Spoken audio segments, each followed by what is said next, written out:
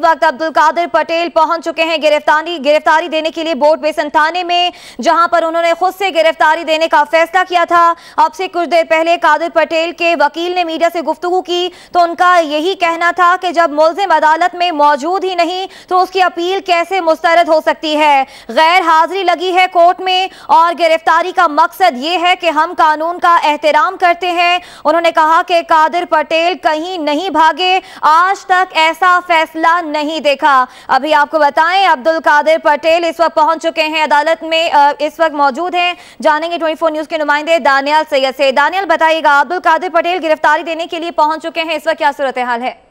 जी बिल्कुल मेरा बाप कराची के इलाके क्लिफ्टन बोर्ड बेसन थाने में पाकिस्तान पीपल्स पार्टी के जो रहनुमा हैं अब्दुल कादिर पटेल, वो खुद अपनी गिरफ्तारी देने के लिए बाज़ाब्ता अपनी गिरफ्तारी देने के लिए बोर्ड बेसन थाने यहाँ पर पहुंचे हैं। बड़ी तादाद में उनके साथ कारकुनान हैं जो नारेबाजी कर रहे हैं और उनका यही कहना है कि इससे पहले भी जो है वो इस तरीके से पाकिस्तान पीपल्स पार्टी के ऊपर जो है वो वक्त आया था और तमाम जितने भी इल्ज़ामात लगाए गए थे उनमें पाकिस्तान पीपल्स पार्टी और उसकी जो रहनुमा है वो सुरखरू है। तो हम अब जो इल्ज़ाम है कादिर पटेल पर दहशतगर्दों की मुआवनत का, वो इनके ऊपर जो है वो इल्ज़ाम है जिसके ऊपर इनकी गिरफ्तारी थी और इनके नाकाबिले वारंट गिरफ्तारी आज जो है वो जारी हुई थी, जिसके बाद अब अब्दुल कादिर पटेल अपनी खुद गिरफ्तारी देने के लिए जो है वो बोर्ड बेसन थाने पहुंचे हैं और अब से कुछ ही देर बाद मीडिया से गुफ्तगू करेंगे।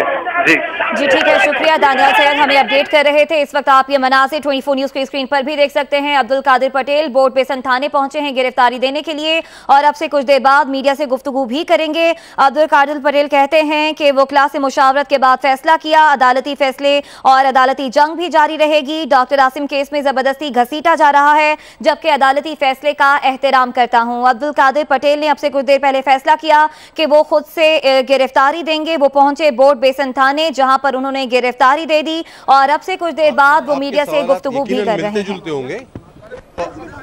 आप सारे सवाल कर लें तो मैं उसका तफसीलन फिर एक बार ही जवाब दूं, ठीक है ना? और किसी भाई ने कुछ कहना हो तो कह दें। सर ये सवाल है कि आप भाग गए हैं, आप पुलिस आपके घर पे गई, आपके दफ्तर पे गई और अभी आप आ गए हैं, क्या कहेंगे भाई? उसके साथ ये कि आप बिलावल हाउस में चले गए हैं, वहाँ आपकी कोई मौजूदगी से और अपने भाई को गिरफ्तार नहीं करवा तो आपके लिए आईजी से रब्ता कर दिया। ये बात जरा फिर भी पूछ लेना मुझसे दोबारा। अच्छा, बिस्मिल्लाहिर्रहमानिर्रहीम। आप सब दोस्तों का शुक्रिया, आज आपको बार बार ज़हमत उठानी पड़ रही है।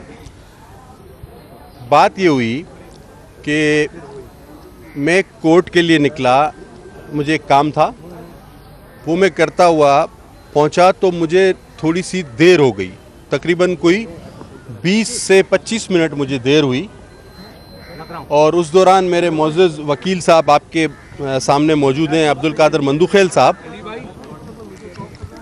उन्होंने मेरी पैरवी की अदालत में। वो पैरवी कर रहे थे। जब मैं पहुंचा तो अहाते का दरवाज़ा कोर्ट का खुला था लेकिन अंदर से कोर्ट बंद थी। मैं जब पहुंचा वहाँ तो कोर्ट का दरवाज़ा बंद था और अंदर जाने किसी को नहीं दिया जा रहा था। मैं 5 से 8 मिनट वहाँ खड़ा भी रहा, मेरे साथ और भी दोस्त मौजूद थे।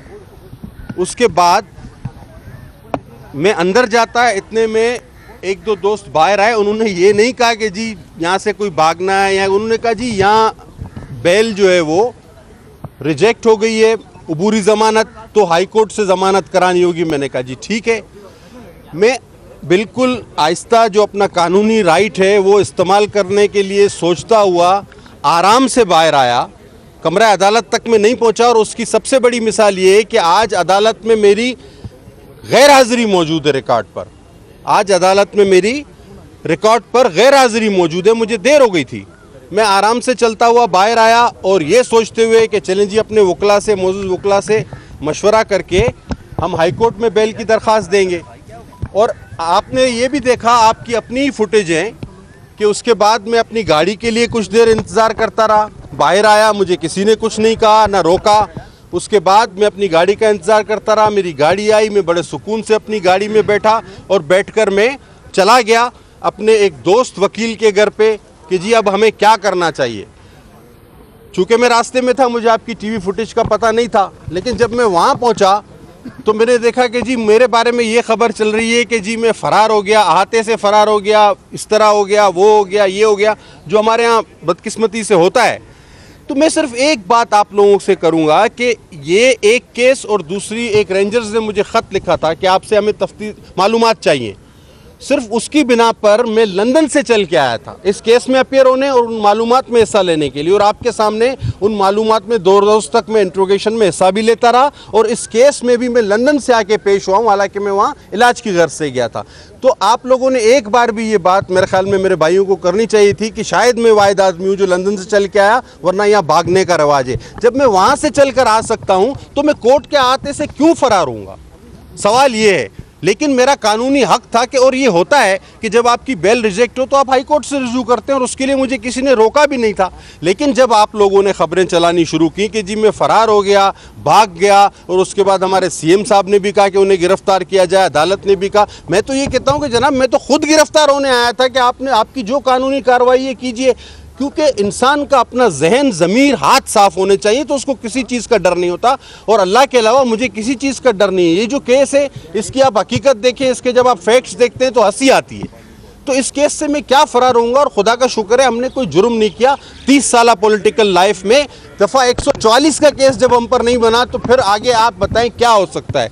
तो फिर जब हमने ये बातें सुनी टीवी पे तो हमने कहा कि जी, हालांकि हमारे वकील साहब ने कहा कि हम हाईकोर्ट चल के इंटरम बेल के लिए अप्लाई करेंगे, हमारे अदालतों पे पूरा भरोसा है। लेकिन मैंने कहा नहीं, अगर हमारे खिलाफ मनफी प्रोपेगेंडा किया जा रहा है या हो रहा है तो हम चलें, अपने आप को पेश कर देते हैं। ये सारी सऊबतें, ये सारी मंजिलें, ये मुश्किलें, ये एक पॉलिटिकल वर्कर की ज़िंदगी में आती है। और जो बीबी का कारकुन हो, जिसको बीबी ने अपना भाई और बेटा कहकर जो है ट्रेन किया हो, तो उसके लिए ये कोई बड़ा मसला नहीं है। और खुदा ताला का बहुत शुक्र है कि हमारा अज़म भी जवान है, हमारा हौसला भी जवान है। हो सकता है पीपल्स पार्टी के इस स्ट्रगल में या पार्टी के लिए 30 साल से काम करते हुए मेरे बाल सफ़ेद हो गए हैं, बचपन से किया है, लेकिन अज़म और हौसला अभी तक है। और ये सब बीबी का दिया हुआ, अल्लाह का दिया हुआ, उसके बाद बीबी का सिखाया हुआ अमल है। हम अदालतों से भागने वाले नहीं, सामना करने वाले हैं और एहतराम करने वाले हैं।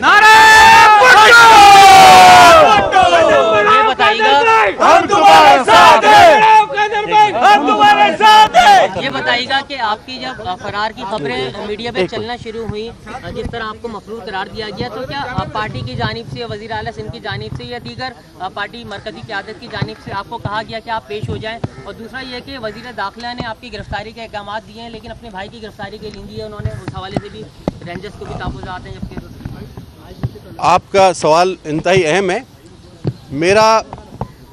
मैंने पार्टी में किसी से राब्ता नहीं किया। आज इस सूरत-ए-हाल में मैंने पार्टी में किसी से राब्ता नहीं किया, और शायद पार्टी लीडरान के भी शाया निशान नहीं है कि वो मुझ जैसे कारकुन से राब्ता करें, तो इस तरह का बिल्कुल राब्ता नहीं हुआ। और आपके सवाल का दूसरा हिस्सा कि वज़ीर दाखिला साहब ने मेरी गिरफ्तारी का हुक्म दिया, और क्या कहा आपने? अपने भाई के हवाले से? हाँ, उनके भाई के हवाले से। देखिए, अब ये मेरे ख्याल में बेहतर है आप वज़ीर दाखिला से पूछें। मैं गरीब आदमी हूँ, कारकुन हूँ, मुझ जैसे दूसरे कारकुन पकड़े भी जाते हैं, जेल भी जाते हैं, उन पर मुकदमात भी बनते हैं। तो फ़र्क तो हमेशा रहता है। एक मजदूर और डायरेक्टर में जिस तरह फ़र्क हो वो है। थाने पे खड़े हैं, आपकी पार्टी कहाँ खड़ी है? पटेल साहब मेरे साथ ये अपने हल्के के, अल्लाह का शुक्र है, बहुत चाहते हैं, इनको बुलाता नहीं हूँ फिर भी आ जाते हैं। पार्टी के कारकुन हैं, हल्के के लोग हैं, कुछ अच्छे काम हमसे हो गए, कराची के लोग हैं, मोहब्बत करते हैं, वो आ जाते हैं। पार्टी का सवाल आप पार्टी से पूछिए। अदालत में भी डॉक्टर आसिम हुसैन ने उस जीआईटी को मुस्तरद किया, इसकी बुनियाद पर आपको गिरफ्तार किया जाएगा, क्या कहेंगे? डॉक्टर आसिम साहब बार बार उस जीआईटी को मुस्तरद कर चुके हैं, और उस जीआईटी में मुझ पर जो इल्ज़ाम है वो आप लोग शायद इतना वक्त आप टीवी वालों के पास नहीं होता कि उसको चला सके। खुदा के वास्ते ये भी चला दीजिए जितनी देर आज आप मेरे मफरूर होने की खबर चलती रहे। उसमें मुझ पर जो इल्ज़ाम है वो लियारी से एक ज़ख्मी को रक्शे में बिठाकर नॉर्थ नाज़िमाबाद भेजने का इल्ज़ाम है, जहां बुखार का मरीज़ भी नहीं पहुंच सकता। रक्शे में नाज़िमाबाद 3-4 घंटे में इतनी ट्रैफिक होती है, और फिर अगर इतना सीरियस ज़ख्मी नाज़िमाबाद पहुंचता है जहां लहरी के लोग घूमने फिरने नहीं जाते शक्लो शबात की वजह से, वहां वो 15-20 दिन इलाज भी कराता है और उसको कोई पकड़ता नहीं, ना कोई बिल उसके मेरे हवाले से पेश किया गया, ना कहते हैं कि आपने फ़ोन किया, ना उस फ़ोन कॉल की कोई रिकॉर्ड है। फिर सबसे बढ़ के डॉक्टर आसिम वो अच्छे काम हमारे कहने पे नहीं करता, बुरे काम क्यों करेगा, वो खुद इनकारी है कि मैंने ये बयान नहीं दिया। ये केस सिरे से अव्वल तो बनता ही नहीं है पहले रोज से कि आसिम ने कहा कि मैंने ये बयान भी नहीं दिया, और इसी जीआईटी में आसिम की माँ को उसकी बीवी बनाया गया है। तो बहरहाल अब बहुत सारी चीज़ें हैं जो सब जुडिश है, जो कानूनी नुक्ते हैं वो वकील साहब बेहतर जानते हैं, उस पर हम यकीनन अपनी बेगुनाही साबित करने की कोशिश करेंगे। बहरहाल आसिम साहब के हवाले से मैं सिर्फ इतना कहूँगा कि पाए कुबा कोई जिंदा में नया है मजनू, आती आवाज सलासल कभी ऐसी न थी। गिरफ्तारी आपने पेश कर दी है, आइंदा का लायामल बता दें थोड़ा। कादिर साहब, आप कराची डिवीजन के सदर रहे, एमएनए रहे, आपको इस नहज पर किसने पहुंचाया, पीपल्स पार्टी में आपको किसने गिराया, और दूसरा क्या आपकी जान को अब खतरा है अगर जेल भेजा जा रहा है? देखें, फिर मैं एक बात दोहराऊंगा जो मैं शायद पाकिस्तान आया था, मैंने एयरपोर्ट पे भी दोहराई थी कि मोहतरमा शहीद भुट्टो साहबा ने एक बात की थी, उनसे भी लोग कहते थे कि आपकी जान को खतरा है, तो उन्होंने कहा अगर जान को खतरा है तो फिर सियासत ना करें, कोई और काम कर लें। ठीक है, तो सियासत जब आप करते हैं, और सियासत कोई हम पेशावर सियासतदान नहीं है, हम कारकुन एक दूसरे की भलाई के लिए काम करते रहते हैं, हम कोई बहुत बड़े पेशावर सौदागर नहीं है। तो हमने अगर ये काम करना है और ये हमारे नसीब में आया है, जिसको हम इबादत समझ के करते हैं, तो ये करते रहेंगे। अब इसमें खतरात जहाँ आम लोगों को हैं वहाँ हमें भी हैं। अब भी मेरे पास कोई स्क्वाड सिक्योरिटी नहीं है, लेकिन मैं चलता हूँ फिरता हूँ, अल्लाह का शुक्र है, हर जगह जाता हूँ। आप जमानत के लिए रुजू कर रहे हैं हाई कोर्ट से? जी ओबियसली केस भी लड़ेंगे, अपनी जमानत के लिए रुजू भी करेंगे। बहरहाल मेरी अब आप सबसे गुजारिश है कि जब तक आप किसी से रिकन्फर्म ना कर ले, और ख़ासकर एक कारकुन से जिसने 30 साल में कभी भी ना घबराया हो ना हटा हो, और जो बेकसूर हो, जिस आपको खुद पता है कि जिसका कभी किसी केस में नाम ही ना आया हो, और जिस केस में नाम आया है उसकी हकीकत से वो खुद बयान देने वाला 10 बार इनकारी है कि जी ये मैंने कहा ही नहीं है, तो उसके बाद जब आप इस किस्म की खबरें चलाते हैं, कम से कम इतनी जहन में रख लिया करें कि मैं लंदन से चल के आया हूं, तो आता अदालत से मैं क्यों जाऊंगा। और फुटेज आपकी बता रही कि मैं आराम से वहां से चला गया, दरवाज़ा बंद था, मैंने कहा जी चलें, फिर ठीक है चले जाते हैं और क्या। लेकिन अगर फरार हुआ होता तो मैं पता नहीं, मुझे अभी भी कोई पकड़ के तो नहीं लाया, मैं खुद आया हूँ। ये बात सर सुहेल अनवर सयाल को समझ में क्यों नहीं आ रही? अब आपका सवाल है, सुहेल अनवर सयाल के हवाले से मैं इस पर जवाब नहीं दे सकता। अभी मैं जेल जा रहा हूँ, अभी मैं जेल जाऊंगा, और वो वजीर जेल भी है। Thank you sir. सारी पार्टी लाइन बाहर आ गई है। देखिए आसिम साहब, आपका सवाल ये है कि आसिम साहब की सपोर्ट होती है, मेरी नहीं होती, या और जो लोग हैं पार्टी रहनुमा, जैसे मैं नाम नहीं लेना चाहूँगा, जो बड़े रहनुमा आए बाद में हमसे बाद में, बहुतों का तो पीपल्स पार्टी से ताल्लुक भी नहीं रहा, लेकिन उनकी सपोर्ट होती है, हमारी नहीं। ये आपका सवाल है। तो मैं हमेशा कहता हूँ कि एक मजदूर में और बोर्ड ऑफ डायरेक्टरेट के मेंबर में हमेशा फ़र्क रहता है। तो हम मजदूर हैं, कारकुन हैं, हम मजदूर हैं, हम कारकुन हैं, वो बोर्ड ऑफ डायरेक्टर्स के लोग हैं। ठीक है सर, थैंक यू।